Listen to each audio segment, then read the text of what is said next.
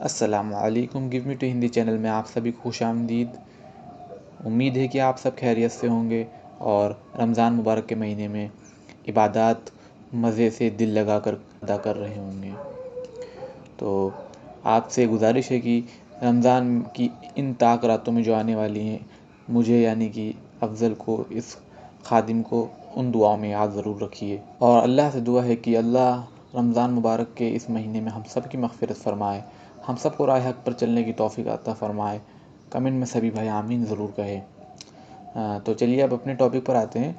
آج ہم عثمان 121 والیوم کے ٹریلر کا جو ہے ریویو کریں گے۔ تو چلیے ریویو شروع کرتے ہیں۔ شروعات ہوتی ہے عثمان صاحب سے۔ عثمان صاحب کہتے ہیں کہ نعمان نے مجھے آمنے سامنے لڑنے کی پیشکش کی ہے، اور اگر میں نے اس کو ہرا دیا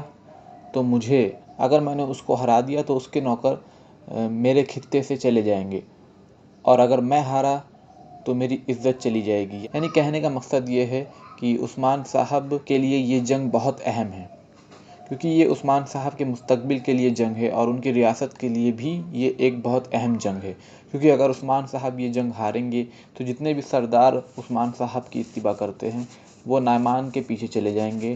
اس لیے یہ جنگ جیتنا عثمان صاحب کے لیے بہت ضروری ہے۔ اور اگلے ہی سین میں ہمیں خواتین لوگ کونیا کے محل میں جنگ کرتی ہوئی دکھائی دیتی ہیں۔ اس کا مطلب یہ ہے کہ وہ سلطان کی حفاظت کے لیے گئی ہیں اور عثمان صاحب نے ان کو بھیجا ہے۔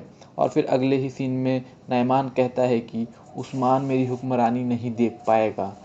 اس کا کہنے کا مقصد یہ ہے کہ وہ عثمان صاحب کو مار دے گا۔ اور اگلے سین میں عثمان صاحب کہتے ہیں کہ اب یہ اس خطے کی سب سے بڑی جنگ ہونے والی ہے، اور یہ بات سچ بھی ہے، کیونکہ منگول اور عثمان صاحب کے بیچ یہ سب سے بڑی جنگ ہے، جو کہ ہمیں ٹریلر میں بھی دکھ رہی ہے اور پھر اگلے ہی سین میں اس مہان سلطانہ جلالی سے یہ کہتے ہوئے دکھائی دیتی ہیں کہ وہ دونوں لڑیں گے اور ہم پیچھے رہ جانے والی چیزیں بانٹ لیں گے۔ جیسے کہ آپ جانتے ہیں کہ اس مہان سلطانہ بہت بڑی مطلبی عورت ہیں، تو وہ اسی چکر میں ہوں گی کہ کس طرح سے یہ دونوں لوگ آپس میں لڑے اور ہم ان کی ملکیت کو ہڑپ لیں۔ اور پھر سین آگے بڑھتا ہے اور عثمان صاحب کہتے ہیں اگر میں شہید بھی ہو گیا تو بھی نعمان اس خطے سے زندہ نہیں نکل پائے گا، اور ان کے کانوں میں آخری چیز جو پڑے گی وہ اللہ اکبر ہوگی۔ تو امید ہے کہ آپ کو یہ ریویو اچھا لگا ہوگا، تو کمنٹ میں اپنی رائے ضرور دے اور اس خادم کو اپنی دعاؤں میں ضرور یاد رکھے۔ السلام علیکم۔